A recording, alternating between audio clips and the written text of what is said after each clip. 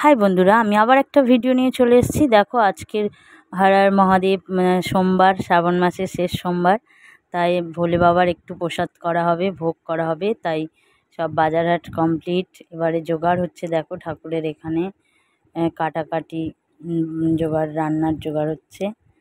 দেখো এখানে সয়াবিন কাটা হচ্ছে, এখানটায় আলু টালু কাটা হয়ে গেছে আগে, মশলাও করা হয়ে গেছে। যেখানে মশলা বসে গেছে, যে নাড়ছে দিদিভাই, জল লাগবে খিচুড়ির জন্য, সব রেডি। এই যে মশলা করা হচ্ছে এখানটায়, দেখো মশলা করা হচ্ছে, কষানো হচ্ছে মশলাটা। মশলা কষানো হয়ে গেলে খিচুড়ি বসবে, বাবার ভোগ। এই যে হচ্ছে, জল ফুটছে, খিচুড়ি মশলাটা রেডি হয়ে গেছে। এই যে খিচুড়ি রান্না নাড়া হচ্ছে আর কি। দেখো একদম বাথটব ভর্তি হয়ে গেছে, তাই সাবধানে নাড়তে হচ্ছে, নাড়া হচ্ছে নিচে যাতে ধরে না যায়। এই যে মোটামুটি খিচুড়ি কমপ্লিট।